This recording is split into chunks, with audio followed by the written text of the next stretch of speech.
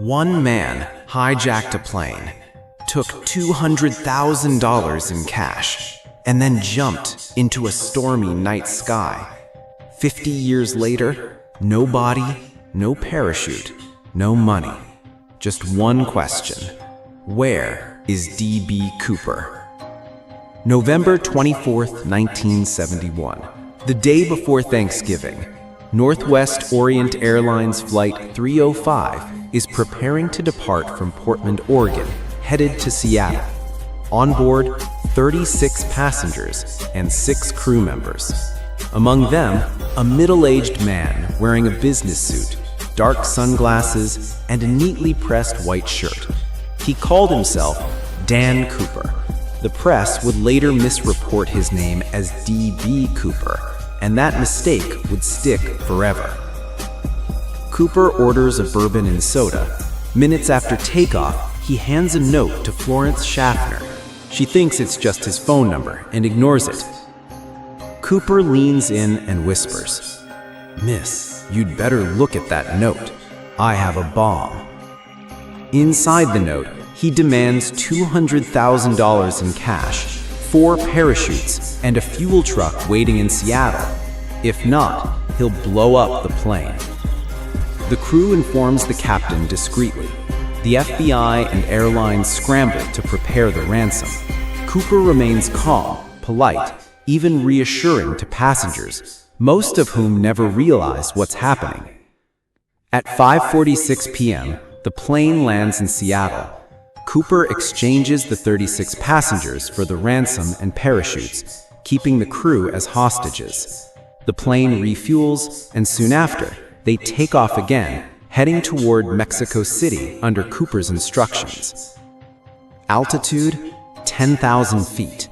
Speed, 200 miles per hour. Cabin pressure kept low. Then, somewhere over the dense forests of Washington, in the middle of a stormy sky, Cooper lowers the rear stairs and leaps into the freezing night sky with $200,000 strapped to his body. It was the last confirmed sighting of D.B. Cooper. The FBI immediately launched one of the largest manhunts in U.S. history. Over 800 suspects were investigated. Yet the truth is, the investigation was plagued with mistakes from the very beginning.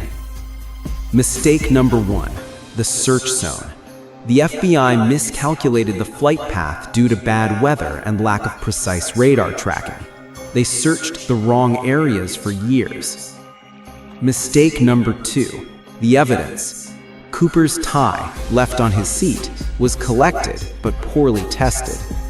Only decades later did advanced forensics reveal particles of rare metals, possibly linking Cooper to the aerospace industry. Mistake number 3, witness descriptions. Passengers described Cooper as calm, polite, even gentlemanly. No composite sketch was consistent. He became a mystery figure, half criminal, half folk hero. Despite thousands of leads, the FBI kept running into dead ends, and as time passed, Cooper became more than a suspect. He became a legend. Nearly a decade later, in 1980, a major discovery was made. A young boy found a rotting package of $20 along the Columbia River. The serial numbers matched the ransom money, but there was no trace of Cooper. The bills totaled $5,800. The rest of the money has never been found in circulation. This discovery reignited theories. Did Cooper die in the jump, or did he bury the cash as a diversion? In 2001, DNA testing was attempted on Cooper's tie. Results were inconclusive. In 2016, after 45 years, the FBI officially closed the case, admitting they had no leads left. So what really happened to D.B. Cooper? Let's look at the most credible theories. Theory 1. He didn't survive the jump. Harsh weather, strong winds, and dense forest made survival nearly impossible. No trace of parachute or body has ever been found. Theory 2. He survived and disappeared. Some believe he landed safely and started a new life under a fake identity. The fact that none of the ransom money re-entered circulation suggests